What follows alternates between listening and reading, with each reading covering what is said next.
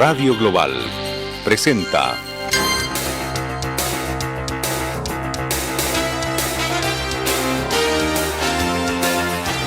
Por Siempre Sucre.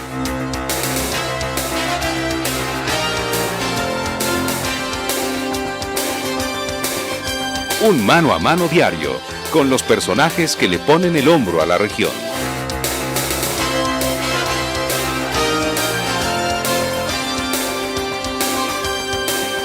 Por Siempre Sucre, con el sello inconfundible de Radio Global.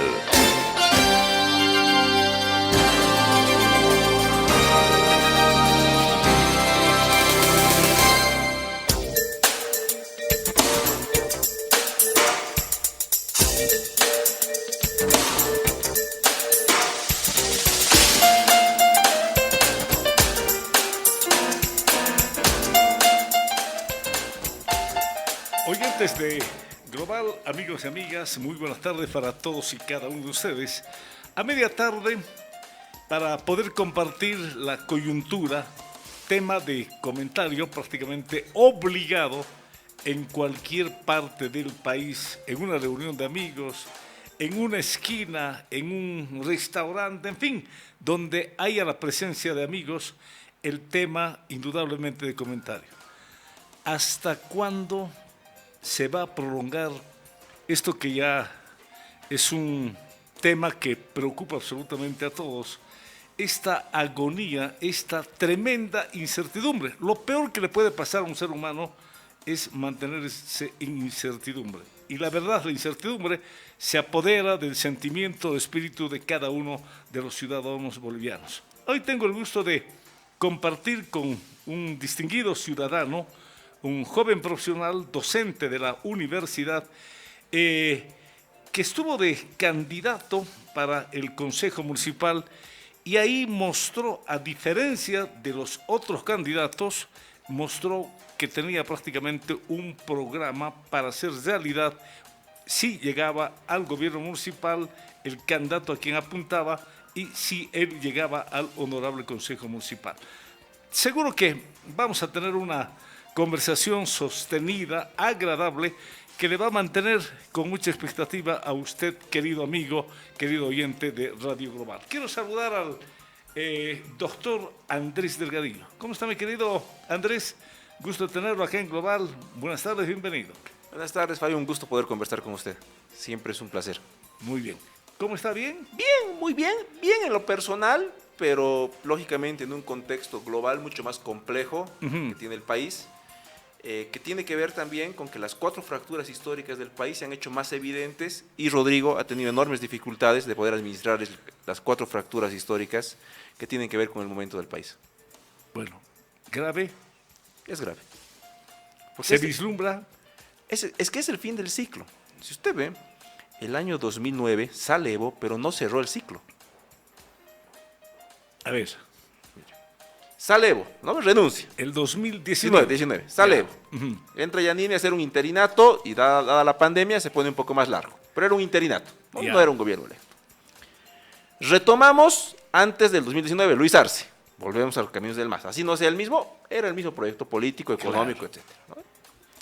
Se genera el conflicto interno entre ellos, la disputa. Gana Rodrigo, especialmente por un rol relevante de Edman Lara. Lo hemos medido, le cuento. De cada 10 personas que votaron por Rodrigo, 8 lo hicieron por Edman Lara. ¿Seguro? Seguro. ¿Tanta seguridad? Sí. Porque ya son 3 estudios, que los 3 cuadran exactamente. Uno externo, uno de la gente de Durán Barba, ellos los que hicieron la campaña de Tuto, el nuestro y otro más. De 10 que votaron por Rodrigo 8 por Edman Lara. 8. Y otros 2... porque le tenían miedo a Tuto y pensaron que iba a ser un ajuste muy duro, ¿no? Iba a ser un golpe muy... un shock muy grande, el precio muy alto de los combustibles, algunas medidas que él anunciaba que le generaban miedo. Pero nadie de los 10 votó por Rodrigo. ¿Tan así? Por eso este momento es tan duro. No tiene capital político. Si quiere llamar a alguien en Sucre, decirle, ¿cómo está Sucre? ¿A quién llama el presidente? No tiene nada. En Yotal, ¿a quién quiere llamar? En Sudáñez. En Padilla, ¿a quién llama el presidente? ¿Cómo está Padilla? ¿Qué está pasando ahí? ¿Cómo está Chuquisaca? De una manera general. Claro. No hay un portavoz oficial, o si hay un portavoz mantiene mucha cautela, Claro. mucho silencio, no sale al frente para poder, bueno, ser un portavoz del gobierno, un portavoz del presidente Rodrigo Paz. No, el gobierno no tiene un portavoz acá en Sucre. Es el primer presidente desde nuestro retorno a la democracia, Rodrigo Paz, que no tiene partido, no tiene gente, no tiene nada. Pero si los ve, toditos tenían partido, por lo menos tenían, ¿no? Buenos, malos, pero tenían su gente, tenían su estructura, estaban organizados. En Sucre nadie sale al frente para... No tiene nada. O sea, tiene concejales electos, asambleístas, todo, pero Nadie. nadie, es que no son un proyecto político. Pues. Han armado listas, ya yo le meto, ya, puta, listo, está bien, el sueldito, 5 años, ya, pero ¿cuál es la visión? A ver. El proyecto. En esa misma línea, ya me motivó para seguir, en esa misma línea, pero en el gobierno tampoco hay portavoces válidos. ¿Usted observó? No, es que no hay un proyecto político. Usted me dirá, ¿cuándo hemos visto un ministro de gobierno que en conflicto no hable? Uno, el ministro de la presidencia, que antes del problema era el más cotizado por Sí. los medios de comunicación, salía al frente. Vino el problema, el ministro de la presidencia, Lupo, alguien dirá, pero él no es responsable de superar los problemas, pero es parte importante, es el hombre de mayor confianza del presidente Rodrigo Paz, pero Lupo prácticamente se bozó. Es que ¿sabe qué es la información? Que hay un hombre detrás del poder. Cerimedo, Fernando Cerimedo, nombre y apellido. Extranjero, Sí, pero él no tiene capacidad de ser un portavoz válido ante decide la opinión todo, pública. decide todo. Rodrigo no recibe a nadie si antes no hay lo que hay de Fernando Cerimedo. Pero ¿y quién sale al frente ante la opinión pública? Dice que la estrategia de este señor, que dicen que él sabe, es especialista en esto, le dice que concentran la imagen en Rodrigo y por el desgaste la gente se va a cansar y Rodrigo va a emerger recién como un líder que ha logrado un paro de casi 40 días.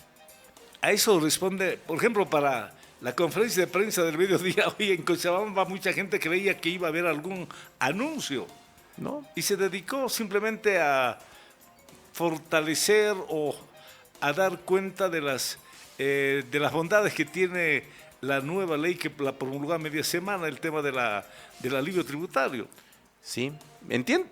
Al parecer, esta es la idea de Fernando Cerimedo, que algo similar hacía con Bolsonaro hijo en el Brasil, y que dicen ellos que les habría funcionado y que es la estrategia, ¿no? O sea, la gente tiene gran expectativa, espera el gran anuncio del presidente y el presidente sale con alguna cosita administrativa chiquita y es como que te va ganando tiempo, te va cansando y por cansancio te va a agarrar. Por ejemplo, pero en algún momento apareció un portavoz. ¿Recuerda usted? Sí. Un portavoz que aparecía en la mañana, en la tarde, en la noche, pero no pasó de una semana y luego se hizo gas. Es que dice que en el gobierno, si no hay el ok de Fernando Cerimedo, se cambia. Cada ministerio tiene un responsable de comunicación, ¿verdad? Es normal, eso es parte de la estructura. Claro, pero que no tienen la jerarquía del caso Sí. para ser un portavoz válido del presidente. Pero por lo menos pueden hacer sus notas de prensa, tienen ciertas competencias. Claro. Dice que no se puede hacer una nota de prensa de un ministerio si Fernando Cerimedo antes no revisa. Pero será tan omnipotente, tan poderoso para poder controlar absolutamente todo. Se entiende por la información que hay que sí, que se le ha entregado todo el control político del gobierno a él. Bueno, ¿y qué es de Samuel Doria Medina?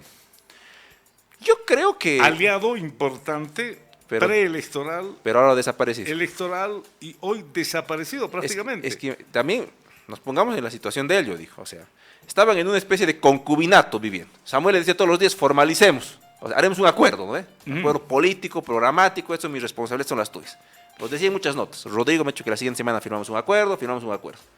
Nunca formalizó Rodrigo con Samuel, se ha cansado de que no le formalicen.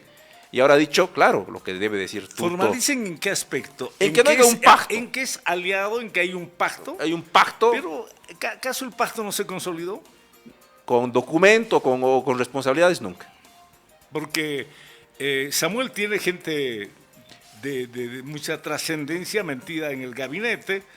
Ahí está Lupo, el ministro de Economía, la ministra de Gastronomía, Sí. de Cultura y... Según, sí, gastronomía, turismo, creo que es, ¿no? Exacto. Y también el viceministro que tiene José Luis Santa María, que también es un ministro de Responden coordinación. a la línea de Samuel Doria Medina. Sí. Pero Unidad Nacional no aparece en momentos tan difíciles como para decir, Rodrigo, te estamos apoyando, Rodrigo tiene toda la razón del mundo, salir en defensa, protestar un poco contra los bloqueos.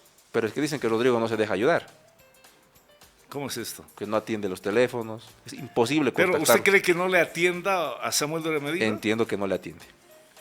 Que tiene que llamar a Lupo, quejarse y decirle no me atiende el teléfono, y Lupo tiene que ir y cuando lo ve decirle ya pues atendele, se está quejando. Difícil gobernar así, ¿no? No. Difícil. Claro, imagínese. Este es un país que requiere una dinámica política muy acelerada. Este no es un país que a uno le esperan y que uno... No. Uno tiene que decidir mucho. Tiene que estar muy presente, muy en territorio, muy en campo, con mucha presencia territorial, con mucho vínculo con la gente. No solo se gobierna con los políticos, con diputados y con senadores, también se gobierna con la calle. Y eso es manteniendo ese vínculo. Entonces, esa es una forma que ya se ha instaurado en el país, esa forma de que el presidente está alejado de los 90, tal vez, que hoy ya no es posible. Nuestras dinámicas son muy aceleradas, las formas de relacionamiento social han cambiado, es muy complejo ahora. Siempre pongo el ejemplo, ¿no? En los años 70 un papá le daba una orden a su hijo. ¿Qué hacía el hijo? Cumplía a rajatabla.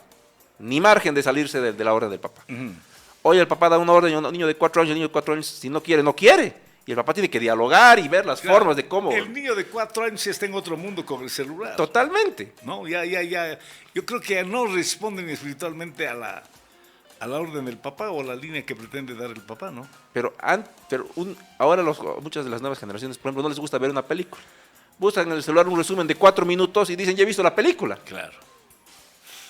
Bueno, Son otros tiempos. otra realidad. Otra realidad social. Entonces, en estos tiempos tan acelerados, todo tan rápido, pues evidentemente el presidente o el que sea tiene que ser una persona muy cercana, tiene que comunicar mucho, tiene que ser muy cercano a la gente. Y eso debería haber hecho el presidente, pero el presidente no lo hace. Bueno, quiero darle primero la bienvenida. Oiga, el pre se puso bastante interesante. Le quedo agradecido. Estoy con el doctor Andrés Delgadillo, quien accedió gentilmente a la invitación para poder abordar estos temas, abordar la coyuntura nacional, tocar el tema regional también.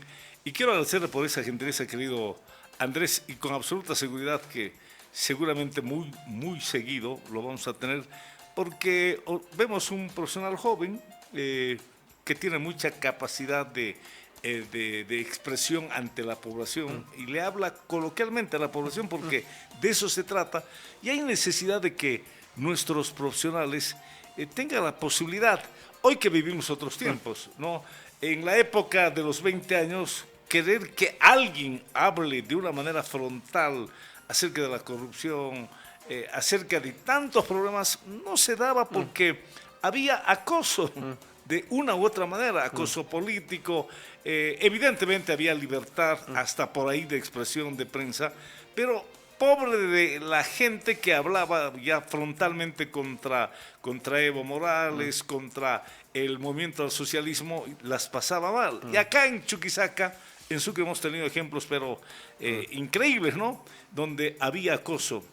Si el acoso no era tan frontal, era indirecto a través de impuestos internos, el MAS tuvo la capacidad de bajar prácticamente a la gente que estaba al frente con alguna opinión contraria al movimiento del socialismo. Y nos place que después de estos 20 años, de esta apertura que ojalá sea sostenido en el tiempo, la gente de nuestra clase media, nuestros profesionales puedan contribuir con su opinión para superar los problemas que tenemos como región, como Sucre, como departamento. Es penoso, de verdad, admitir que Chuquisaca es el departamento más pobre. Así lo reflejan las estadísticas. Y en algún momento me encantó cuando dijo usted, el turista que viene a Sucre viene por un día y viene de paso. ¿Y por qué no se queda 2 días?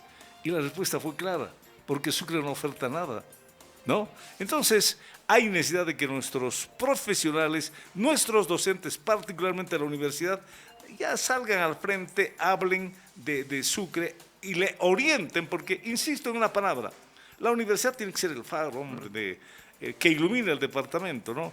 Hemos invitado en los últimos años a gente, a docentes de la universidad, pero lamentablemente la gente no quería hablar. Hermanito, con una condición, no me pidas que opine de la universidad.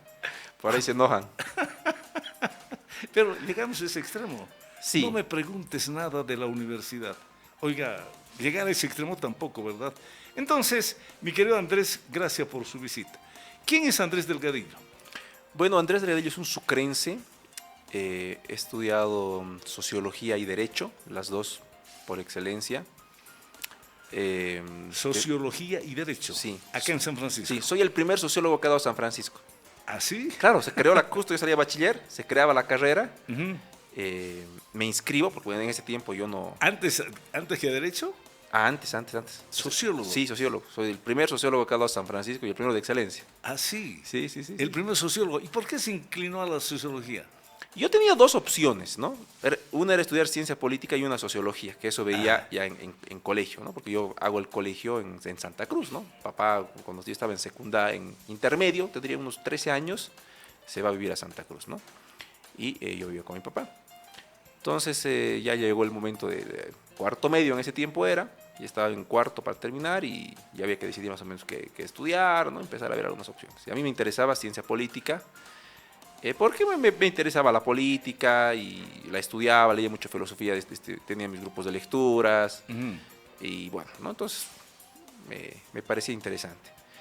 Pero después reflexionándolo vi que ciencia política pues era muy restrictivo para un país como Bolivia, ¿no? Con tanta fractura histórica, con tanta complicación étnica que tenemos, con tantos factores de exclusión que se tienen en la sociedad, una sociedad que no se logra concentrar, que a lo largo del siglo XIX ni siquiera pudo consolidar una burguesía, ¿no? Uno de los tantos factores por los cuales se pierde la guerra del Chaco y del Pacífico. Entonces, muchos factores, y ciencia política era muy pues restrictivo para eso. Entonces ahí me animo a sociología. Ya. Ah, qué interesante. Ahí la decisión era hacerlo en Santa Cruz, quedarme en Santa Cruz, porque había la carrera de sociología en la Red de Moreno, o irme a La Paz, que era la UMSA, que eran las dos opciones, ¿no? Quedarse siempre en casa es pues la comodidad de que estás en tu casa, estás cómodo, pero te limita un poco. Te limita un poco porque yo quería esa experiencia de poco que vivía en la universidad, vivirla un poco, vivir solo. Ya. Entonces la idea era irme a La Paz, ¿no? Irme a estudiar en la UMSA. Y justo ahí crean acá sociología en San Francisco, ¿no? Crean sociología. Entonces yo digo, y de paso acá tengo, y de paso acá hay un poco de familia de papá que quedó, entonces no era tan solo, y papá un poco le cerraba, le dije, no está tan mal, es incluso cerca de Santa Cruz, para que vengas, y yo vaya, alguna cosa que pase, ¿no? Entonces ahí me animo a volver a Sucre después de 6 años, básicamente, volver a vivir a Sucre, y ahí entro a estudiar sociología, ¿no?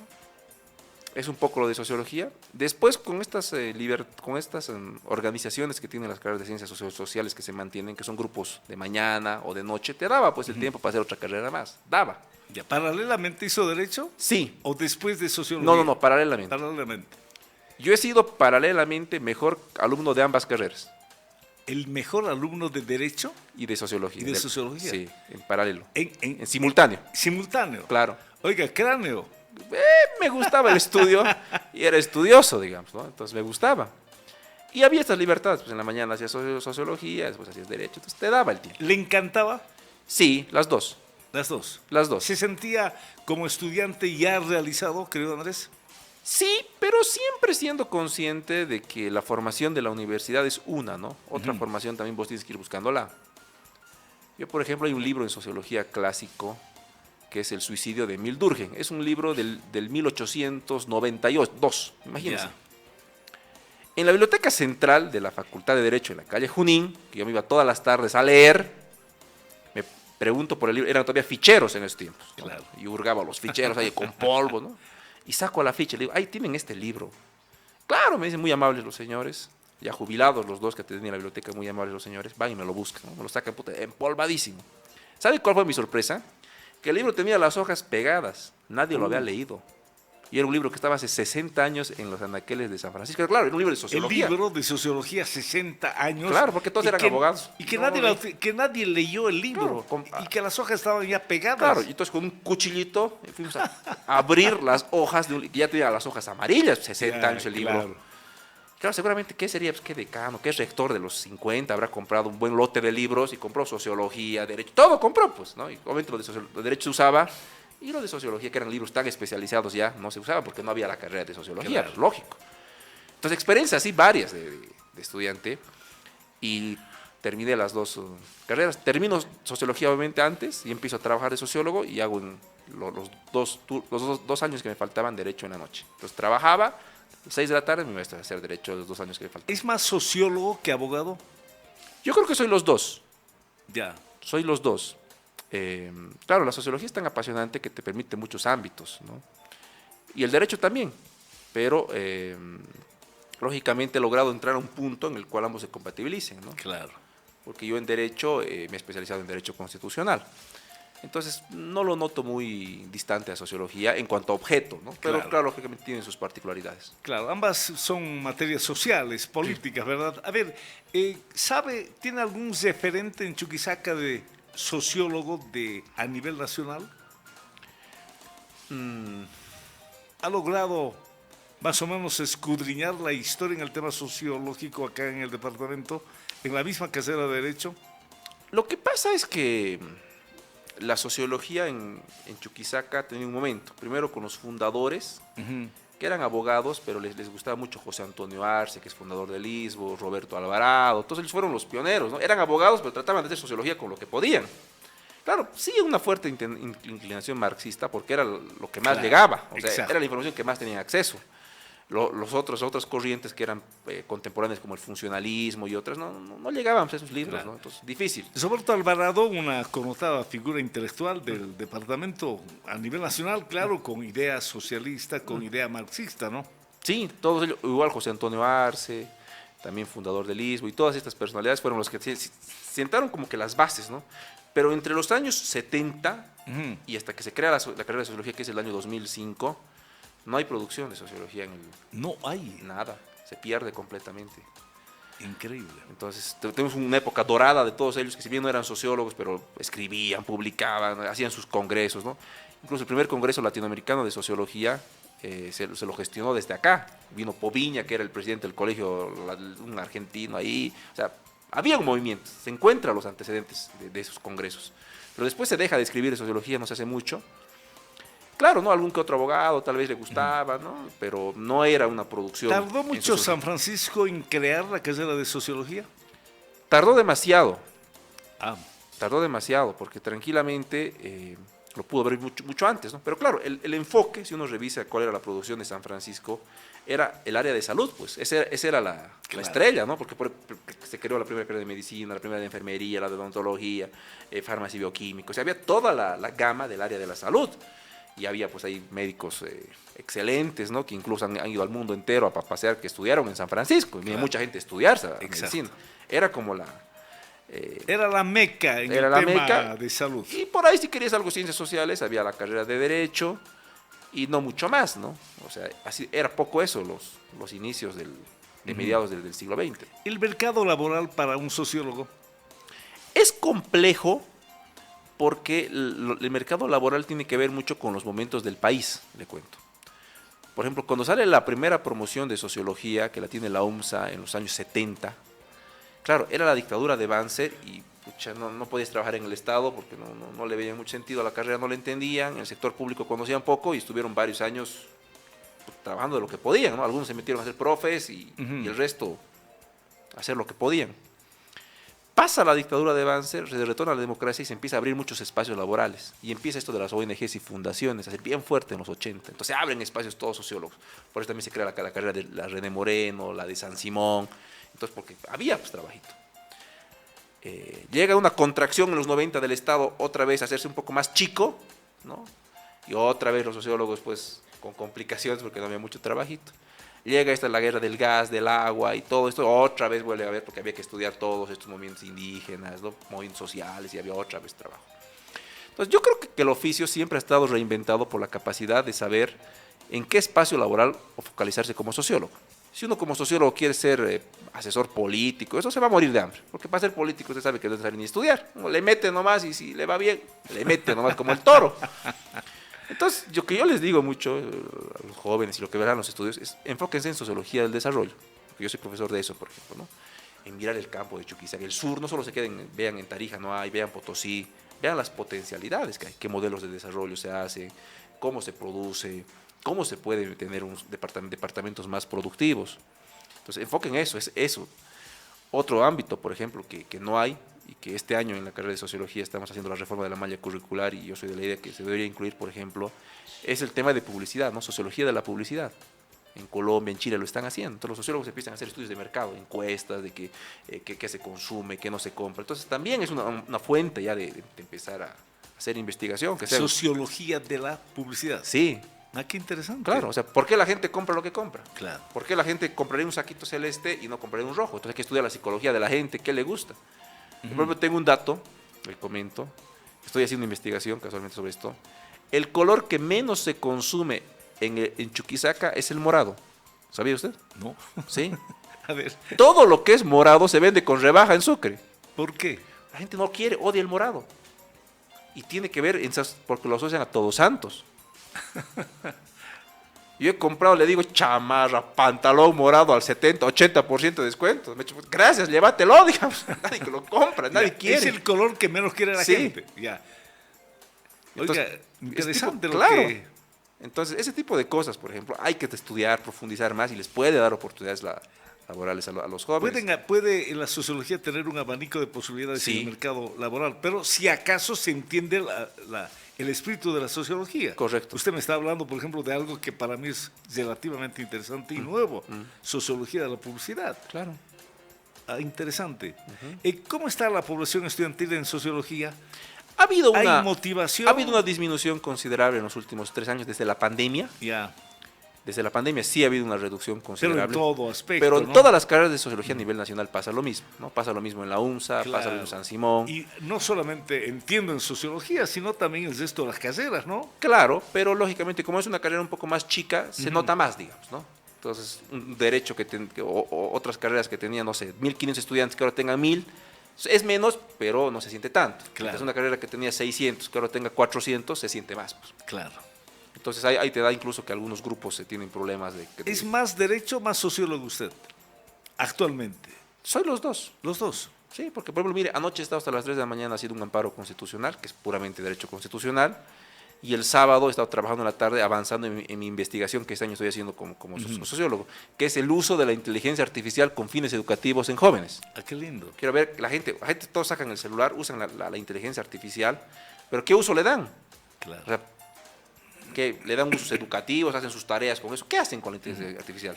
¿En el campo del derecho está más metido en el tema constitucional? Netamente, 100% 100%. constitucional. Sí, 100%. Y yo también soy, San Francisco hizo una versión del doctorado de Derecho Constitucional hace varios años, y soy el primer doctor en Derecho Constitucional que tiene San Francisco. El primer doctor En Derecho Constitucional de San Francisco. de San Francisco. Sí, el programa terminó hace unos 2 años y yo soy el primero que ha sacado el título. Ajá. Ese doctorado se dio en la universidad, En San Francisco. en San Francisco. Sí. Y usted es producto, Sí. es doctor en Derecho Constitucional, Que ese es mi segundo doctorado, porque yo el primero fue en marketing político en Miami, ¿no? marketing Político, político sí. en Miami. Sí. ¿Estuvo allá Sí, presencial o fue por virtual? Algunos módulos que se iban y se venían, pero no fue vivir los 3 años ahí. Doctor en Derecho Constitucional y doctor en Marketing político. marketing político. Sí.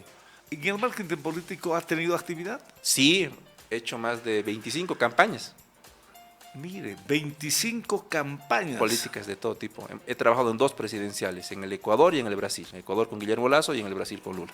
Ah, mire, Sí. qué experiencia más grata, ¿no? Es interesante Ha porque conozco estado en el marketing político con Lula, me dice, con Lula en el Brasil y con Ya. Guillermo Lasso en el Ecuador. con Guillermo Lasso en el Ecuador. Sí. Que después no le fue bien, no duró mucho, pero bueno, la campaña se ganó, esa es otra Lo historia. importante es la experiencia. Sí, ¿no? digamos, ¿no? Entonces, y después campañas de todo tipo, ¿no? De gobernadores, alcaldes, y bueno, de todo que se ha hecho estos años. Ah, interesante. Sí, sí, Marketing político. Oiga, Sí. muy interesante, ¿no? ¿Y Y en el campo de la docencia, ¿desde cuándo es docente? Hace ¿Está 11 en Derecho, en Sociología? En sociología hace 11 años. 11 años. Sí, Ya. hace 11 años. En Derecho solo dando clases en posgrado, en maestrías y en doctorados. Ya. Lo que pasa es que en las En universidades... Derecho está en posgrado. Sí, Derecho Constitucional.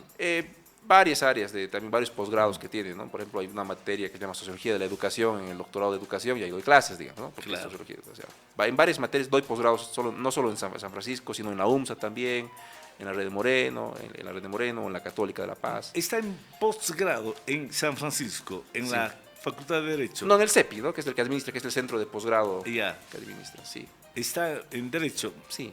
posgrado. Doy Y clase, como docente en la carrera de Derecho está. No, porque lo que pasa es que cuando llegas a un tope de horas, Ujú. y el resto de horas ya no lo puedes hacer. O sea, cumples tu cantidad de horas y ya no puedes tener más horas. Entonces yo ya tengo todas mis horas en sociología, pues tendría que dejar horas en sociología y buscarlas en derecho.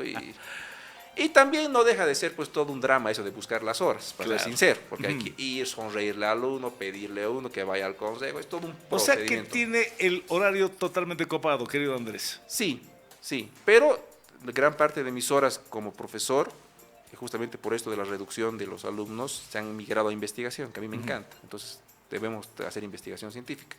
Este año estoy haciendo dos. Una que es vinculada a educación, inteligencia artificial, y el otro vinculado a violencia política a candidatas mujeres. Claro. Ahora, para cerrar el tema, de verdad te quiero rescatar. El alumno, como dijo, el mejor alumno por excelencia paralelamente en Derecho y Sociología, Sí. a tiempo de egresar de las dos Sí. carreras. Sí. Usted salió por excelencia como el mejor alumno. Claro, Ah, qué interesante. Y el primer doctor en Derecho Constitucional que votó San Francisco. sí. Ahora están, creo, en la versión 3, creo. Puedes ver la versión 1. ¿Qué proyectos tiene inmediatos en el tema de posgrado? Bueno, yo doy clases, ¿no? En general, y hago mucha investigación, doy clases y hago mucho investigación científica, ¿no? No es que solo me quedo me gusta mucho investigar. Por ejemplo, ese dato que le compartía, siempre hacemos grupos focales, siempre estamos estudiando, porque el año pasado hicimos una investigación, por ejemplo, del río Chico, la contaminación, cómo incide, que son cosas que nada tienen que ver con política, ¿no? Es investigación, nada que ver con política. Encuestar, entrevistar, hacer grupos focales, sacar datos y construir investigación, que es también parte de lo ¿no? que me ocupa, que nada tiene que ver ni con política ni con nada. Perfecto. Muy brevemente, ¿cómo ve a San Francisco? Yo creo que está en un momento en el que tiene que redefinir algunos roles para proyectarse a los desafíos de estas sociedades del algoritmo, sociedades contemporáneas, ¿no? Y en ese marco ha tomado, yo creo que buenas decisiones, como el tema de las horas de investigación, por ejemplo, ¿no? Yo tengo horas de investigación, o sea, no es que todo mi tiempo en la universidad es dando clases, sino tengo que hacer investigación. Entonces, eso me parece una buena decisión. El talón de Aquiles en San Francisco era la falta de investigación, ¿se comenta? ¿Sí? Es la falta de investigación, pero también tiene que ver con la falta de proyectarla a la universidad nacional e internacionalmente. Ya. Que yo creo que pasos, por ejemplo, como el que han hecho de la acreditación con la UDUAL, C y otras, son positivos. O sea, es bueno ese tipo de acreditaciones. Es bueno que muchas de las carreras se acrediten, digamos, ¿no? Que es algo que han iniciado de manera masiva en estos años. También sirve, porque la única manera en la que mejores es si te autoevalúas. Pues, si no, ¿cómo vas a saber si estás bien, estás mal? ¿No? Ve cuántos de tus profesores tienen doctorado, cuántos no tienen, presentan programas, no presentan, hacen libros, no hacen libros. Entonces, ese tipo de cosas son positivas. Pero lógicamente hay un contexto que es real, ¿no? Mientras mientras el departamento de Chuquisaca, que es el más pobre, le termina golpeando a la universidad. Si usted analiza, en ninguna parte del mundo hay una universidad que compita con las grandes del mundo si su ciudad es pobre. Claro. Más bien las universidades las jalan a las ciudades. O sea, entonces, O sea que la realidad puede jalar claro. Entonces, al otro extremo a la universidad. exactamente. Entonces, yo creo que le termina golpeando también a San Francisco el contexto de la ciudad. Pues. Claro. O sea, que no hay oportunidades para nuestros jóvenes laborales y otras, también no es responsabilidad de la universidad, pero le termina golpeando, pues, porque un joven llega a un punto en que te dice, ¿para qué voy a estudiar acá en San Francisco si después no va a haber trabajo? Para eso mejor me voy a La Paz o a Santa Cruz, a la René Moreno, estudiaré ahí la universidad y me voy a quedar directamente a buscar trabajo. Y voy a estar más cerca de las posibilidades del mercado laboral. Por lo menos algún amigo por ahí conozco en clase, un profesor por ahí me ayuda a conseguir un trabajo. Mientras que voy a ir de aquí cuando deje y me vaya a Santa Cruz, voy a ir sin nada, o sea, no conozco a nadie, voy a ver qué pillo. Entonces, claro, eso nos termina golpeando también. Bueno, a ver, volcamos la página, ¿le parece? Perfecto. ¿Cómo evalúa la realidad actual del país ya preocupante, un mes, no sé si digo lo exacto, la convulsión, los bloqueos, las marchas, en fin, cada uno en lo suyo, con una posición muy dura, intransigente. No hay diálogo, por lo menos eso es lo que se advierte. ¿Qué opinión tiene el sociólogo, el constitucionalista Andrés Delgadillo? Que estamos viviendo un empate catastrófico. Estamos empatados. Ninguno puede avanzar más. El gobierno no puede llegar a un diálogo y por ende levantar los bloqueos. No puede avanzar. Quiere, pero no puede. Y los movilizados no tienen la suficiente espiral de violencia para que el presidente renuncie. Están ahí en sus bloqueos, quietos, pero tampoco están avanzando más a que el presidente tenga que tomar otra decisión. Entonces estamos empatados catastróficamente. Ninguno puede avanzar más. Esta mañana decía, voy a apelar a un término, el empate técnico que generalmente se utiliza tras un proceso electoral. Y mire cómo coincidimos. Claro, lo mío con muchas tremendas limitaciones. Esta mañana decía, hay un empate técnico. Tal cual. Entre los bloqueadores y el gobierno. El gobierno dice, vamos al diálogo, pero no hay renuncia. En cambio, los otros dicen, renuncias, Rodrigo, no hay diálogo. Y ahí te serían las estrategias para revertir el empate. A ver, ¿qué podría hacer el presidente? El presidente lo primero que debería hacer es hacer un mensaje a la nación en vez de lo de hoy y disculparse. Bajar un poco la soberbia. Pero no dijo nada. Por eso, decir, ¿saben qué? Me ha ido mal. ¿Qué voy a hacer? Como a todos alguna vez nos va mal, me ha ido mal 6 meses. No he podido hacer un buen gobierno. Me quiero disculpar con ustedes. Es otra cosa. El gobierno te genera otra percepción. Dice, pobre hombre se está disculpando, le ha ido mal. Ya. Me ha ido mal, voy a hacer cambios. Primero cambio todo el gabinete. Tal vez hay uno bueno, pero ni modo, hay que hacer ese mensaje. Recuerda, no sé si antes de llegar a Sucre o después de llegar a Sucre, creo que fue antes, todo el mundo con expectativa, conferencia de prensa del señor presidente. Habló de una crisis de gabinete antes del 25. Sí. Todo el mundo decía, el domingo 24 de mayo va a haber crisis de gabinete, el presidente no va a llegar a Sucre porque va a haber crisis de gabinete. No hubo nada. Y solamente hubo el anuncio de la renuncia del ministro de Trabajo y en reemplazo entró otro... Vascopé. Y de ahí nada. Sí. ¿Qué pasa? Bueno, es que yo creo que él se ha empezado a sentir cómodo con ese entorno, ¿no? Entonces, cuando uno se sienta cómodo con un entorno es un problema. Además, la realidad es que le crean el entorno.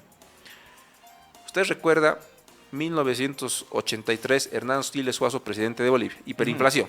Claro, 25.000%. Hernán Siles Suazo llega un día a su oficina, ¿no? Él fumaba y se antoja un cigarrito. Saca 10 bolivianos de la billetera, que ya no era nada, el cigarrillo costaba 10 millones, y le entrega 10 pesitos al Edecán. Le dice, anda a comprarme una cajetilla. Yo no voy porque por ahí la gente me grita y no paso un mal rato. El Edecán va, vuelve con la cajetilla y le trae cambio. No alcanzaba ni para un cigarrillo los 10 bolivianos. Pero imagínense la realidad que le creaba. Claro. Alguien seguramente puso la plata y le dijo, no le digas que cuesta más, que siga creyendo que vale 8 bolivianos la cajetilla. Eso te hace el poder cuando no desarrollas entornos sólidos. Vos necesitas gente que te diga, ¿sabes qué? Estás mal. Eso necesitas en política para administrar un país. ¿Sabes qué? Está mal. El entorno influye. Claro, esto está mal. Está mal. ¿Cómo lo vas a arreglar? Esto vamos, ¿estás de acuerdo? Ya. O esta es mi visión, esto vas a hacer, listo. Pero que te digan, que te traigan eso. Si todos te miran y te dicen, está perfecto, eres un genio, lo haces de maravilla, preocúpate. Porque es imposible que en política todo esté perfecto. Pero eso es lo que pasa generalmente en la política boliviana. Un alcalde se rodea de un grupo que no le permite salir de ese entorno y todo el mundo, cuando los perritos se reúnen, empiezan a lamerse entre ellos, ¿no es cierto? No sé si la comparación valga, pero todo el mundo le dice, lo estás haciendo una maravilla, estás bien. Ese grupo, ese entorno lamentablemente lo absorbe. Pasó con alcaldes, pasó con gobernadores y naturalmente no puede haber excepción a niveles superiores, ¿no? Totalmente. Entonces, ese es un problema. Primera señal, entonces. Cambiamos el gabinete. 2, que plantea la reducción salarial. Yo sé que por la curva salarial, la escala, no puede ganar el 8.000 porque los otros van a ganar 3.000. Yo sé que no se puede, pero un poquito que se baje bien, ¿no? Si gana 25, que se baje a 20, digamos. Para darle esa señal a la gente de que él también está poniendo el hombro. Claro.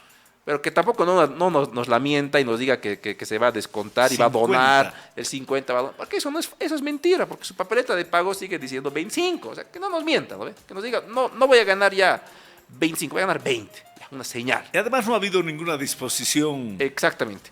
Pero no es solo lo que le pedimos a él, ¿no? O que la gente, los movilizados le piden, sino la escala salarial que se mueve.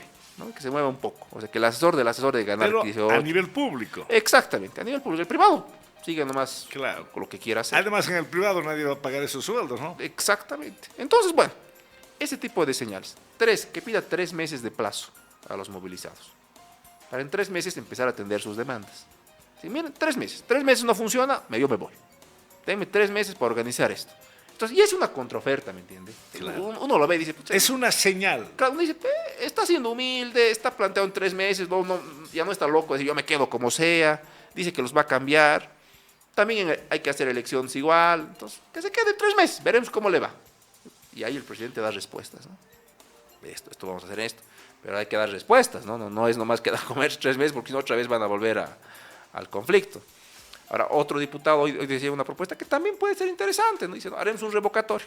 Pero a estas alturas ya hablar de revocatorio, inclusive hoy lo escuché a uno que fue senador, caramba, se me fue el nombre, que tiene mucha presencia y es bastante requerido por los medios de comunicación. Ya se está hablando de revocatorio. Es que es una salida. Inclusive acortar el revocatorio para que este no sea en mitad del periodo. Claro, vamos a un revocatorio en 3 meses, decía. Vamos a un revocatorio en 3 meses y si pierde el presidente, bueno, habrá que haber elección nacional y si gana, bueno, la gente lo quiere y, bueno, seguir. Es que también fue un error muy grande del presidente haberse desprendido tan rápido de Edman Lara, ¿no? O sea, él fue importante, pues había que darle su espacio. Y algo muy Fue un importante. error haberlo marginado, Abismal, aislado totalmente. abismal, porque no había necesidad. O sea, él que quería, obviamente, pues imagínense, toda su vida soñado, quería un espacio, ¿no? Que sentarlo ahí en el gabinete, a su ladito. Si era necesario a las 10 de la mañana había que decirle, Edman, vamos a comer una salteñita, agarrarle del brazo. Es que se sienta pues, querido. Edman Lara es una persona popular, viene de ahí, entonces él es muy de afectos. Él tiene sus locuras. Bueno, es el combo que has comprado, ¿no? Has comprado lo bueno y lo malo. Claro. Has comprado lo bueno y lo malo. Entonces, lo malo es, claro, que se acelera, que tiene sus cosas, pero a ver, si lo hace sentir querido, es más fácil llamarle por teléfono y decirle, Edman, tranquilo, baja un cambio. Claro. Ahora, si cortas relación, no tienes ni cómo llamar, el otro acelera más todavía y se arma esta percepción de que el gobierno está roto, está dividido. Fue un error Total. aislarlo. Totalmente, aislarlo a Edman Lara, no había necesidad de ello. No había necesidad de aislarlo. Como también es una necesidad haber sacado procesos judiciales contra los dirigentes de la COP. En un momento Claro. tan convulsionado. Claro. O sea, Oye, decirle al dirigente del centro, te vamos a agarrar, te vamos a meter a la cana. eso es una cosa, ¿no ve? O que le llegue una notificación para hacerle asustar, que sea la estrategia política. Puedo entender, pero un mandamiento de aprehensión con el que tienes que negociar, no va a venir si tienes mandamiento de Claro, aprehensión. y, es sí, loco. y claro, y uno se acciona, ¿no? Claro. Uno se acciona, sale en su defensa propia, no voy a renunciar o no voy a aparecer en el diario, etcétera, etcétera. Tiene armas para contrarrestar lo que quiere el gobierno. Claro, ¿cómo va a ir a negociar si usted los tiene procesados y perseguidos? No va a ir nadie. Lógico, pues, todos se van a declarar en la clandestinidad y van a ir a su piquete de bloqueo a protegerse. Lógico. Pues. Ahora estos bloqueos están destrozando la economía. Total.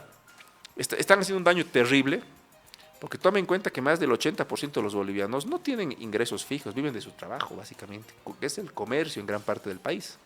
Entonces tú paras y generas una enorme dificultad a esas personas, ¿no? Que muchas veces se dedican al comercio con créditos, que es la realidad de muchos de nuestros jóvenes. No consiguen trabajo, sacan un préstamo con garantía personal de unos 2.000, 3.000 bolivianos, se compran un par de fardos de ropa usada y se pueden vender ropa usada en el TikTok o en lo que sea. Esa es la realidad de muchos de nuestros jóvenes a nivel nacional. Entonces imagínense el golpe que es para ellos, cómo van a pagar ese préstamo al banco, no pueden vender, nadie les puede comprar porque tampoco pueden mandar a los departamentos, o sea, es un daño terrible. Transporte parado. Comercio paralizado. Nadie. Esta mañana estaba escuchando en algún medio un pachazo, un camión de esos parado con pollo en plena carretera hace 20 días. Pese a la refrigeración, se podrá mantener la calidad la calidad del pollo que no ha llegado al mercado. Muy difícil. Imagínense las frutas, ya se han echado a perder, las flores, en fin, todo lo que produce Cochabamba se va al diablo, ¿verdad? Entonces, ¿qué hacemos ante esta situación? Que el presidente tome una decisión. O sea, ¿Cuál sería la decisión? esta es una que le digo, ¿no? Es una contraoferta, ¿no? Que haga un mensaje y diga, mira, yo oferto de 3 meses, si no funciona me voy, oferto esto. Es un paquete de ofertas. El presidente disculpe, ya diga, me bajo mi sueldo, paquete. Si eso no funciona, el presidente tiene que hacer otra medida, ¿no?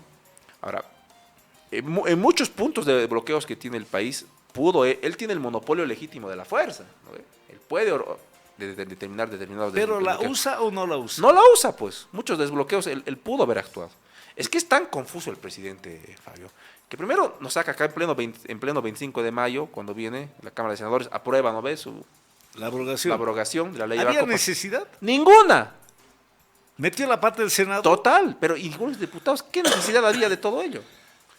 Y ahora se ha creado un problema, ¿no? Porque la Constitución es clara en decir que evidentemente el estado de excepción se puede dictar, pero será regulado por ley, dice. Ahora no hay ley.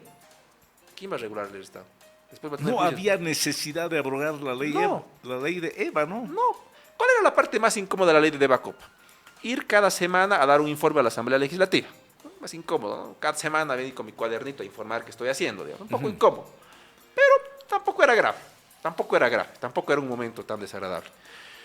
Y se podía haber mantenido en ese marco. Ahora, no quería la ley Bacopa, era que haga otra ley, la de ley Rodrigo si quiere, pero que haga una. Pues. Claro. Ahora se quedó sin ninguna Pero de la hay otra. hay una cuestión. Todo el mundo pensaba que abrogando la ley en el Senado, en diputados, Al promulgando día la siguiente, ley, estado de y sitio. venía inmediatamente. Es que dice que no quiere. Entonces, ¿para qué tanto show de abrogar? Porque también ahí originó reacción en diferentes sectores. Declararon a los senadores enemigos, etcétera, etcétera. No había necesidad, como usted mismo plantea. Y todo el mundo pensó que al día siguiente iba a haber excepción. Dice que no la va a hacer. Y sigue apostando por el diálogo. No quiere. Dice que si la hace... Es que también hay una narrativa bien equivocada del presidente, ¿no? Creer que Evo Morales es el único que ha articulado todo este movimiento para generarle conflictividad. Y no es. Evo Morales sí tiene un capital político, en Cochabamba es muy fuerte, es más, ha puesto candidato a gobernador y ha ganado. Tiene, pero no es que es el dueño de todas las organizaciones sociales movilizadas. Entonces, cuando él focaliza su gobierno y dice Evo Morales es el culpable, vos Evo, me estás bloqueando, se equivoca. Innecesariamente está creando la imagen de que Evo Morales fuera un actor político fuerte cuando no lo es. ¿No? Y ese es otro problema más del presidente. No decide qué va a hacer con Evo Morales. Tiene que decidir qué va a hacer. O sea, porque así como está, no le sirve a ningún gobierno. ¿Se ha revivido un cadáver político? Sí, Evo Morales lo están reviviendo sin motivo. Todo el rato se habla, ¿qué Evo hace? ¿Qué Evo? Evo está contra las cuerdas, con una especie de arresto domiciliario, sin muchas posibilidades de moverse de la Ucaeña. Pero tanto presionan que la terminan reactivando. Y que al extremo de haber pedido a Evo Morales elecciones en 90 días. Totalmente. Claro, le dieron más posibilidad, le dieron oxígeno para fortalecerse, ¿no? Totalmente. Ahora, esa es falta de las decisiones que tiene el presidente, ¿no? O sea, el presidente no toma decisiones. Y bueno, ese es un problema. Pues. Ahora, el famoso diálogo, se metió la iglesia, Edman Lara apareció, un poquito levantó su nivel de simpatía ante la gente. El Edman Lara está convocando a un diálogo, estaba la iglesia, estaba derechos humanos. El viernes fracasó, naufragó, esa palabra se la utilizó porque no hubo diálogo de ninguna naturaleza, no asistieron los unos, tampoco los otros. ¿Cree que el diálogo todavía pueda darse con la presencia de instituciones que puedan mediar, mi querido Andrés? No veo ya que sea posible. No veo. Es que es tan extraño el presidente que uno dice, bueno, no está yendo lo de Edman Lara porque está yendo a los comités cívicos en Santa Cruz, ¿no ves? Se reunieron. A eso tenía que ir el presidente. Les prometió que iba a ir. No fue. Han hecho malabarismos para llegar de todo lado, ¿no ves? Con bloqueos, como han llegado han podido. Y el presidente no fue. Y el presidente les dice que tenía una agenda. Uno ve la agenda del presidente y no había nada. O sea, ¿por qué no ha ido el presidente a Santa Cruz? Si se supone que más bien le iba a dar un apoyo a sus comités cívicos, no estaban yendo a pedirle la renuncia a sus comités cívicos. Hasta la gente que quiere ayudarlo, el presidente no se deja ayudar. O sea, es un presidente que no se deja ayudar incluso con la gente que quiere ayudarlo. Oiga, así es difícil. Todo el mundo esperó la conferencia de prensa, ¿no? Conferencia de prensa del presidente, pero no dijo nada. Ni lo va a decir, que es lo peor. ¿Seguro? Sí. Yo creo que la estrategia Pero de Rodrigo para mí es el cansancio. Se mantiene la incertidumbre. Total, pero él apunta a eso, ¿no? Si esto tiene que durar 3 meses, que dure y que estará esperando que entre civiles nos Pero entre enfrentamientos. tanto esto se va al diablo. No, es que La imagínese. economía está totalmente destrozada. Imagínese hay un enfrentamiento entre civiles. Es horrible el saldo. O sea, va a ser como fue en el Porvenir el 2008, ¿no? Entre civiles agarrándose a golpes. ¿No? Horrible, o sea, un contexto desastroso. Bueno, en este contexto, ¿qué pasa con la Central Obrera Boliviana? Empezó con la demanda salarial del 20% 1 de mayo, ¿verdad? Porque esto ya cumple un mes. justo 1 de junio, la demanda laboral de la Central Obrera, la de siempre, ¿no? No salimos de ese circuito, 20%. El gobierno no aceptó, se fue desgastando la Central Obrera Boliviana, aparecieron otras demandas, la abrogación de la ley 1720. La ley Branco. ¿No es cierto? La ley Branco 1720 se abrogó y como ya no tenían argumentos para justificar el bloqueo, la huelga indefinida, etcétera, etcétera, piden la denuncia de Rodrigo Paz. Y todo el mundo sabe que Rodrigo Paz no va a denunciar. Entonces, ¿qué pasa con la Central Obrera Boliviana? No termina ya convenciendo a mucha gente. No digo filiales, centrales obreras departamentales, empezando por Chuquisaca, le dijo no al bloqueo, ¿no? Le secundó a la COS de Chuquisaca, otras centrales de Santa Cruz, Cochabamba, y en determinado momento se queda solo o sola la directiva de la Central Obrera Boliviana.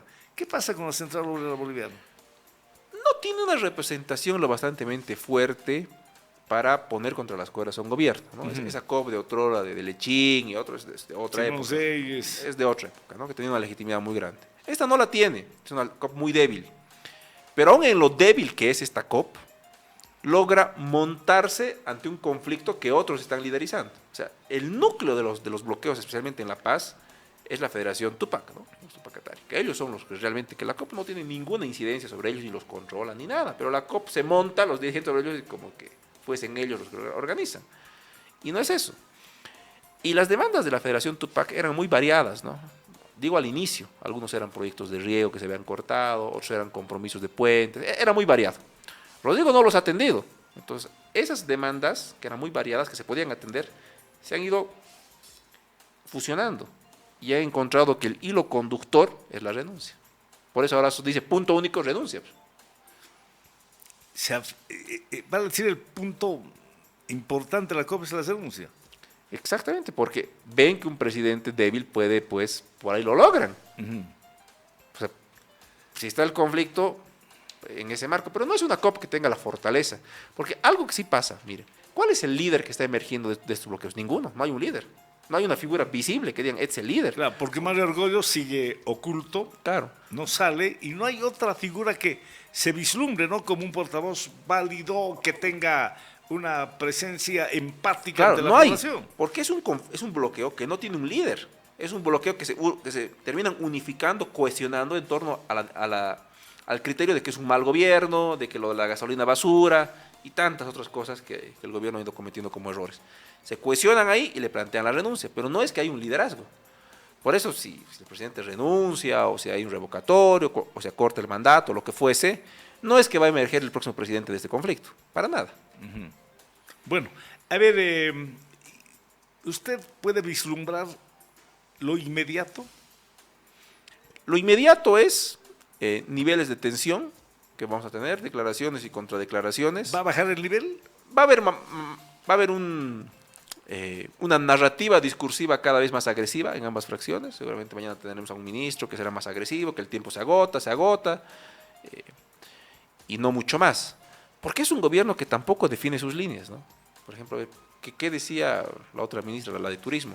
Va a haber feriado largo jueves y viernes, bolivianos viajen. Y yo decía, ¿en qué mundo vive esta señora? ¿Quién va a viajar claro, si todo está bloqueado? Claro. Y además las personas en general que viajan masivamente en Bolivia lo hacen por carretera, porque el avión es más costoso, es para un público más selecto. Claro. El boliviano normalmente que suele viajar, aunque sea a un pueblito, a una provincia, lo hace por tierra. Y con una economía tan golpeada también, ¿cuántos van a tener los recursos de poder decir yo me voy este fin de semana a donde sea a pasear? ¿Pero dónde? Pues, acá en Sucre, el ejemplo de Sucre nada más, bloqueado a Ravelo. Claro. A desde Yotala hay un bloqueo ya bastante irracional, no deja absolutamente pasar nada. Vamos a provincias, bloqueo en Tarabuco. Vamos al Río Chico, que es el lugar más bonito para poder compartir un fin de semana. Hay balnearios muy atractivos. ¿Dónde se va a movilizar la gente en 2 días de feriado? ¿Va a ser una tortura declarar 2 días de feriado o está bien? Es que todo esto, o sea, ahí voy al punto, ¿no? Si la estrategia de un gobierno es promover el turismo, ¿Cómo Pero- un país que promueve el turismo va a tener 30 días de bloqueo? O sea, en cualquier otro país se resuelve al siguiente día si es un país que puede estar bloqueado, porque el turista, hay 420 turistas extranjeros varados en La Paz. ¿Usted cree que después van a volver a Sucre? Perdón, a Bolivia. ¡Jamás! ¿Qué estarán comentando a sus países de origen? Claro, no vengan más, o sea, es bonito Bolivia, pero es un país tan conflictivo que llegas y no sabes cuándo te vas, o sea, te pasa cualquier cosa. Entonces, ese es el punto, el presidente tenía que tomar decisiones. Si él quería hacer un desbloqueo, bárbaro, bien mal, que lo haga. Quiere hacer estado de sitio, está en la Constitución, que lo haga, que haga su ley, que lo haga. Pero que tome decisiones, no se puede gobernar sin decisiones. Bueno, usted hablaba del turismo y en algún momento lo escuché con mucha atención cuando vino a proponer proyectos, programas de turismo. Sí. El turismo debe ser la actividad más golpeada para el país con este mes de movilizaciones, bloqueos, Sí. etcétera, etcétera. Le costó al turismo a nivel mundial reinventarse, reponerse con el tema del COVID, ¿no? Y yo recuerdo que llegaban, el tope de turistas que llegaron a Sucre, no sé qué pasó ese año, 2016 o 2017, tuvimos 70,000 turistas acá en Sucre. Y luego bajó a 50,000, 45,000, término medio por ahí turismo, ¿no? Pero ahora con este paro, ¿quién diablos va a venir a Bolivia? No digo a Sucre, a Sucre viene de coladita la gente. ¿Quién va a venir a Bolivia con esas imágenes que estamos generando desde Sucre? Agrego a los bloqueos irracionales la quema de vehículos, etcétera, etcétera. Agrego estito más, la quema de 3 jóvenes, no, quemados vivos en Pocoata. La amenaza de linchar a 3 jóvenes ahí en Viacha, ¿no es cierto? O pinchar llanta de ambulancia. Son imágenes que se viralizan. El turismo es la actividad más golpeada. ¿Y usted cree que podría reponerse el turismo en un plazo inmediato a Bolivia, mi querido Andrés del Castillo? No, porque pase lo que pase, vamos a estar en un proceso electoral en corto tiempo. A ver. A ver. ¿Proceso electoral a corto tiempo? Sí, A ver. si el presidente logra superar esta crisis, Ya. no sé, alguien le ayuda, no sé. Se lo queda, logra. se queda presidente por los 5 años. No, A ver. yo creo que Rodrigo es un proyecto político acabado. Rodrigo no va a acabar los 5 años. ¿Tan Sí, así? Oiga, sí. para que usted comente de esa manera, ¿Rodrigo es un proyecto político acabado? Sí, no hay proyecto político.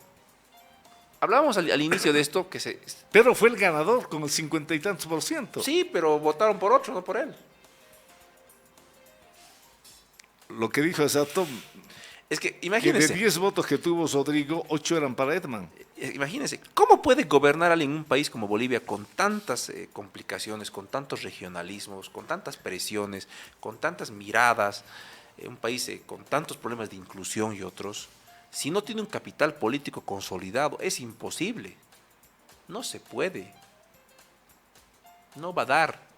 Sociológicamente Oiga. no hay antecedente en la humanidad que alguien pueda El gobernar así. analista Andrés Delgadillo dice que Rodrigo Paz es un proyecto político acabado. Sí, ¿Y es usted acabado. habla ya de elecciones? Es que si no es en 6 meses, en un año, en 2 años, vamos a tener que ir a elecciones. No hay cómo dure más esto. Si logra superar Pero esta. denuncia él y el vicepresidente tendrá que hacerse cargo por el sexto. No, porque tranquilamente en 3 meses va a tener que convocar elecciones. Mire, le hablo de una fractura. Nosotros en Bolivia tenemos una fractura regional. Estamos rotos como regiones. ¿Sí? Somos una especie de feudos por todo lado. Estamos destruidos. Rodrigo ha generado la percepción que gobierna para el empresariado cruceño. ¿Verdad o mentira? No importa. No importa. Creen eso muchos sectores movilizados en el alto. No, es un gobierno al servicio del empresario cruceño. Se acerca a los movilizados, ¿no? A los salteños, a los aymaras. En Santa Cruz también, otra vez retrocede. Es un gobierno, una continuidad del MAS, otra vez está al servicio de los mismos. ¿Cómo gobierna así? ¿Es ingobernable el país para Rodrigo? Sí. Le tenía que tocar a él la bomba. Si vemos, los procesos políticos en Bolivia más o menos duran 15, 18 años a 20 y termina acabándose. El 21060 fue bueno porque permitió estabilizar el país. Sí, eso duró 20 años. Ya después ya no da, 18 en realidad duró porque con la guerra del gas del agua ya no daba ese proyecto político. Ya había que hacer otra cosa. Llegó Evo con lo bueno, malo, sus ideas, instauró un modelo. Eso se agotó, se acabó con el 2016 cuando él pierde el 29. ¿No? Se acaba porque ya no era un proyecto que tenía reproducción de poder. La gente le dijo, no, Evo se atrincheró y pasó lo de 2019 y terminó saliendo abruptamente. De ahí le volvemos a dar oxígeno a ese mismo proyecto con Luis Arce, cambiando de carita, pero las mismas ideas y el mismo proyecto. Eso ya está acabado. ¿Qué propone Rodrigo a los siguientes 20 años? Nada. Entonces Rodrigo no es un proyecto político de poder, es un proyecto político personal, familiar. Claro, un grupo de amigos que han llegado, somos gobierno, dicen, ¿no? Puta, lindo. Uno puede gobernar una gobernación, una alcaldía con sus 20 amigos. Si son medio buenos, capaz le vaya bien, puede alcanzar. No es lo ideal, pero puede alcanzar. Un país no se gobierna con 20, necesita un montón de gente. Y un día hacía un cálculo, son casi 304 personas que necesita para tomar el gobierno. Ministros, viceministros, directores, aquí manda yacimientos. Es un ejército de gente, y gente capacitada y que ambos compartan todos la misma visión. O sea, que todos piensen, este es nuestro norte. El más nos guste o no nos guste, tenía eso. Había una agenda, ¿no? Cultural, Estado plurinacional. Bonito, feo, no importa. Compartamos, no compartamos, no importa. Esa era la visión. Todos repetían lo mismo, iban sobre como caballos cocheros, este es el camino, decían. ¿No? Había el líder y el proyecto político. Hacia ahí había que ir. Por Rodrigo no hay el proyecto político y tampoco hay el líder, porque Rodrigo no es un líder. ¿Es el presidente? Sí, es el presidente, merece mucho respeto, sí, pero no es un líder político. Entonces, ese es un problema. Así es imposible gobernar un país. Y 5 años no veo cómo, si en 6 meses está así. Y en 6 meses no se ha desmontado la burocracia masista. Para nada. De los 8.000 empleados que tiene YPFB, si no me equivoco, Sí. 8.000. Sí. Los 8.000 responden a intereses del anterior gobierno. Pero imagínese, ha puesto de presidente de yacimientos a este señor Daroca, que es el que ha construido la casa grande del pueblo. ¿A quién le entregan un proyecto de 500 millones? A alguien cercano. Presidente de YPFB, Sí. ¿no? El actual, señor presidente de YPFB, había construido el edificio de la Asamblea el nuevo Plurinacional, edificio. Sí. el nuevo edificio. Sí.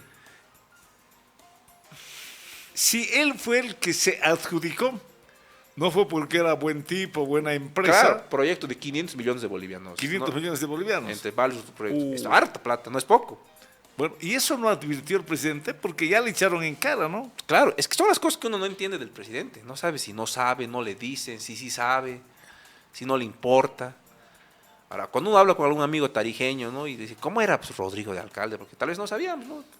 Y le dice, era así él, dice, o sea, era bien distante, no vivía en Tarija, vivía en La Paz, venía, estaba 2 días de alcalde, se volvía a ir a La Paz porque la familia ya vivía en La Paz.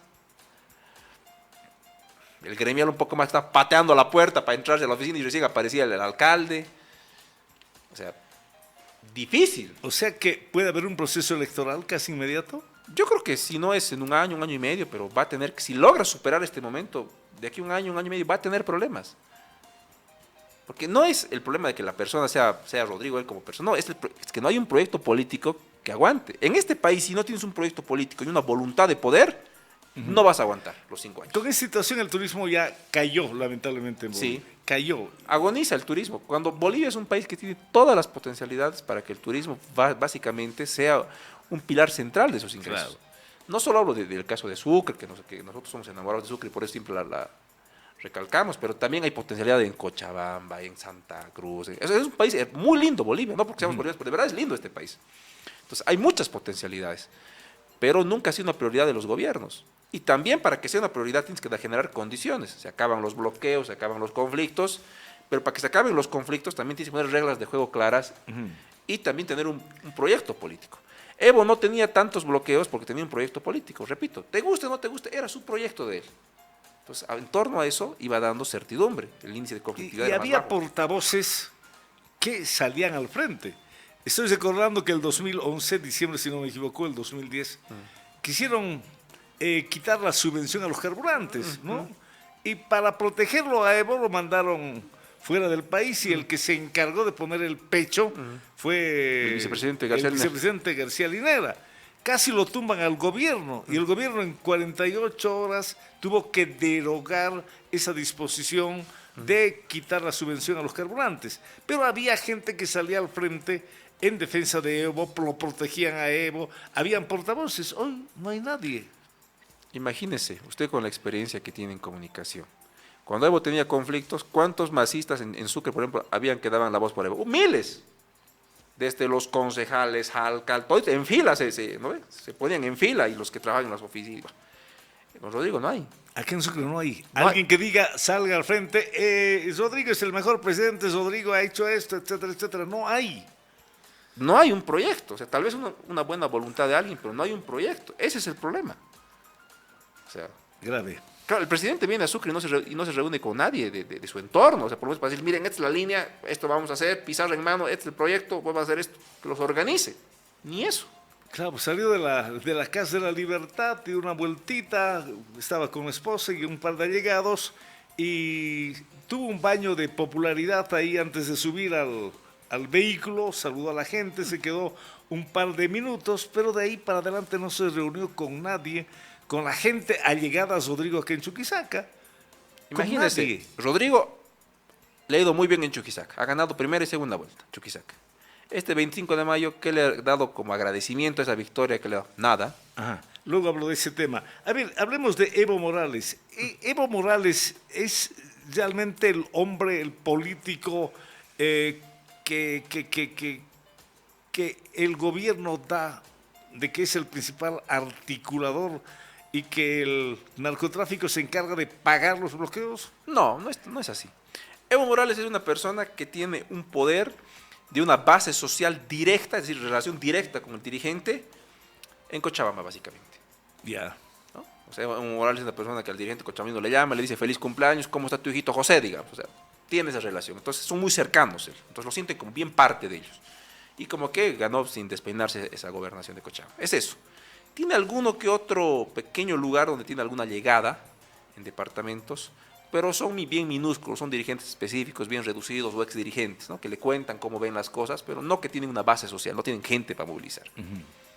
Entonces, es eso básicamente Evo Morales. Evo Morales no es el que controla el alto, el que controla la tupa, que los bloqueos, no es así. No controla. No los controla. Si los controlaría, él sería el presidente. Cuando ha querido ser candidato en la anterior presidencial, ¿no? Hubiera hecho un bloqueo de 40 días hasta que lo habiliten. Claro. No tiene ese poder.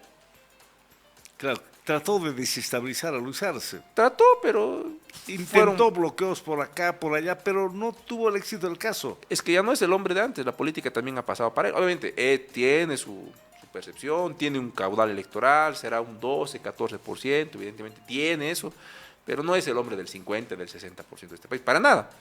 Pero el gobierno tanto machaca que a lo mejor un poquito ha subido en algunos números. No es un hombre relevante, ¿no? El bloque popular boliviano anda huérfano. No hay líderes. Anda buscando. Creyó que era Edman Lara, por eso lo apoyó. No fue Edman Lara. Tampoco va a ser Loza, pero anda buscando a alguien. Entonces eso lo veremos por quién optan, pero va a haber seguramente alguien que represente esa mirada popular electoralmente. No hay actualmente. No hay. Argollo, Chau. No. Va a ser como Edman Lara. Edman Lara bajó, ¿no? Bajó. Va a aparecer en campaña uno medio que se parezca, que maneje el discurso y ese va a ser. Uno que se acerque a los sectores populares. Claro. Pero usted hablaba de ciclos.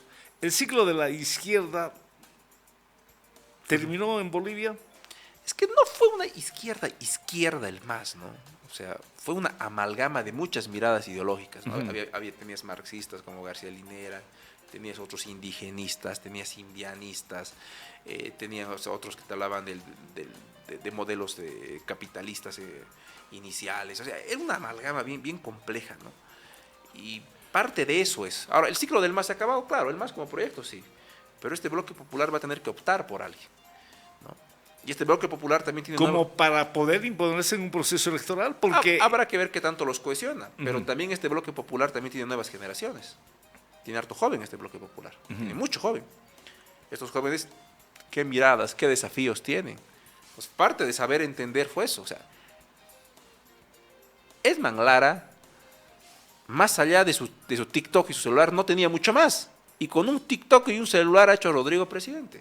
Porque son parte de los nuevos tiempos. Las nuevas generaciones consumen, cada rato están pegados al teléfono. Entonces les entras por ahí en política.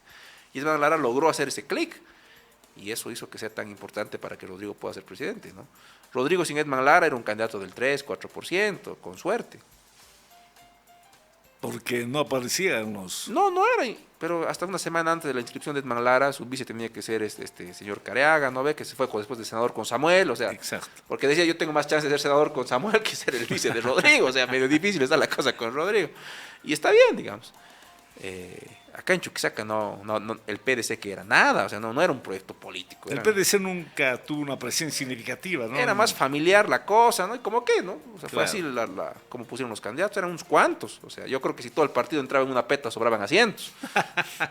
Pero eran eso. Qué comparación interesante. Claro. Bien, a ver, hubiera querido hablar de Sucre, pero no de pasadita. Lamentablemente el tiempo nos dice que lamentablemente estamos agotando el espacio. Yo le propongo una próxima oportunidad, porque hay mucho que hablar de Sucre, hay mucho que hablar del departamento, y hay necesidad de construir unidad, estimado Andrés. Gracias por haber aceptado la invitación. Le propongo otra cita, Encantado. otro programa para hablar de Sucre, para hablar del turismo. Oiga, me preocupa algo, y aquí en la radio hemos dado pauta para que, por ejemplo, el primer medio que habló y se consolidó como la radio del Bicentenario fue Radio Global. 10 años antes del 2025 hablamos del Bicentenario pensando que era un hermoso pretexto para motivar a las autoridades, para proyectar a Sucre al departamento, pero lamentablemente las autoridades que llegaron, pasaron por la gobernación, por la alcaldía, no tenían idea del Bicentenario, de un compromiso que debieran asumir para poder revertir lo que hoy todos lamentamos, ¿verdad?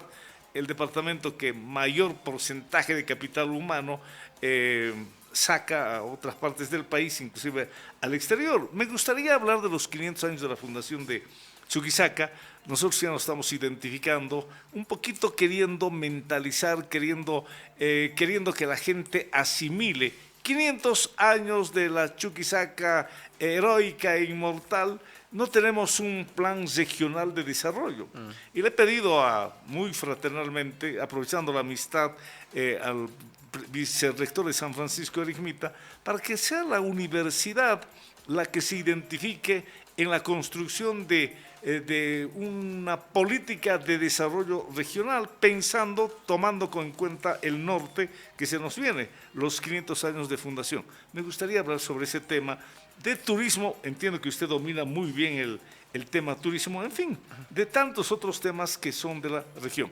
Compromiso hecho, perfecto. Antes de cesar el programa, no podemos cesar conociendo una opinión suya. Pensaba todo el mundo, las encuestas allá en Colombia decían que el ganador de esta primera parte, inclusive que ya no iba a ir al balotaje, era el pupilo del presidente Petro, Cepeda, ¿no? Cepeda. Oiga, Cepeda no alcanzó la votación y quien sorprendió fue uno de la derecha, de una posición muy radical en el sector de la derecha colombiana. ¿Qué opinión tiene? La inestabilidad y la sorpresa en política está presente, ¿no? La encuesta, el grupo focal nos da una mirada, ¿no? Es una imagen de ese momento, pero el acto electoral es completamente cambiante. Por ejemplo, en la elección presidencial de Bolivia, la última, un 62% defendieron su voto ese día. En un día. Ese día. En la alcaldía de Sucre, en esta última elección, el 69% ha decidido su voto ese día. ¿No? Porque también lo estudiamos, ¿no? Y claro, uno dice, es difícil, ¿no? Es difícil, porque uno cree que haciendo ciertas cosas o ciertos datos debería haber una tendencia. Claro. Hoy no existe eso. ¿Por qué no existe eso? Porque las sociedades son inestables. La gente es muy cambiante. Mire. Cambia mucho, son muchos factores son los que permiten que cambie. Y eso ha pasado en Colombia. Una sorpresa total, o sea, nadie esperaba ese resultado. Pero total, como también hablamos de la presidencial del Perú. O sea, ¿quién esperaba pues que el señor que está en la cárcel, que es Pedro Castillo, pues, ponga su candidato, salga segundo?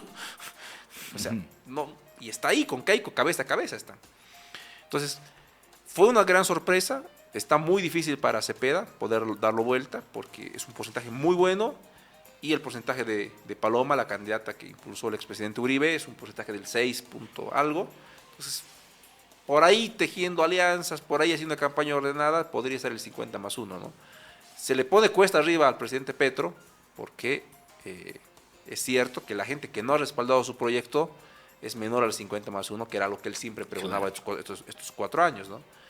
Pero algo bueno de Colombia que tiene es cómo respetan la institucionalidad, ¿no? O sea, Petro no puede ir a reelección, no ha forzado la Constitución, no ha hecho ninguna torería y está respetando y está poniendo sucesor, ¿no?